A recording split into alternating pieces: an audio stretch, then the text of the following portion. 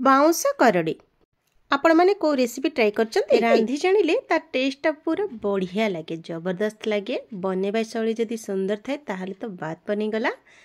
आपको आपण मैंने पिठो भजा करें, सोरिष देके बेसर करें कि खटा करें।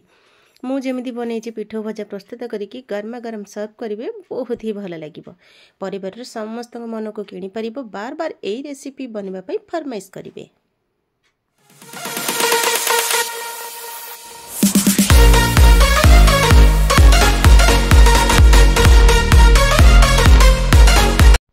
वर्षा पाग को गरमा गरम बाउंस करड़ी पिठो भजार मजा किछि नियारा।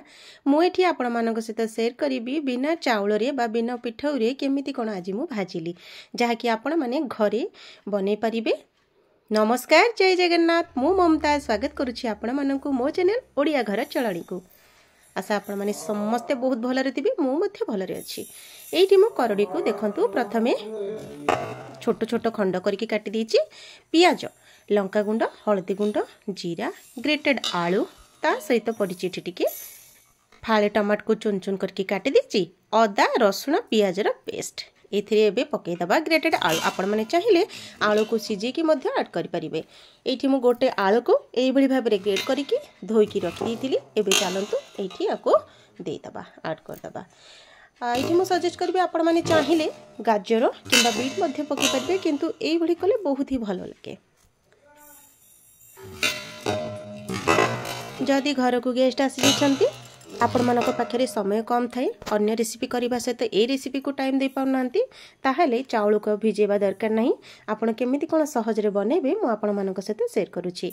एटी देखंतु अदा रसुण और कंचा लंका को हेमदस्तारे कोन करिवे ना छेची देबे, दरदरा खंड करिके एठी पकई नेबे। आ बेसन आ कॉर्नफ्लोर को पकई दबा। देखंतु एठी बेसन आ कॉर्नफ्लोर पूरा बाइंड करके रखिबो हमर एठी पिठो भजा को। आपण मानको किछि आवश्यक नै चाउल को पूर्वरु भिजेबा किंबा पिठो प्रस्तुत करी रखिबा। तो आको संगे संगे कोन करिवे ना भल भाबरे पूरा हाथ सहायरे गोळी दबा। हाथ सहायरे गोळेबा द्वारा देखंतु एठी मोर एमिति बेटर प्रस्तुत हे गला।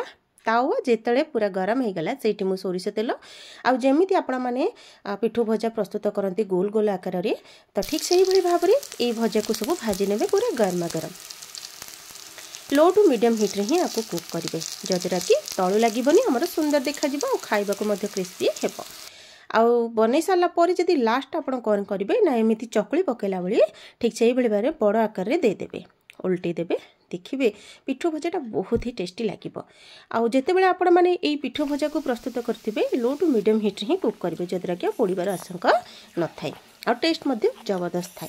यही भली पिठो भजा को प्लेट को काढ़ी नियंतु, गरमा गरम सर्व करंतु। केमति कोन लागला कमेंट जणांतु। नुआ थिले सब्सक्राइब, लाइक, कमेंट, शेयर।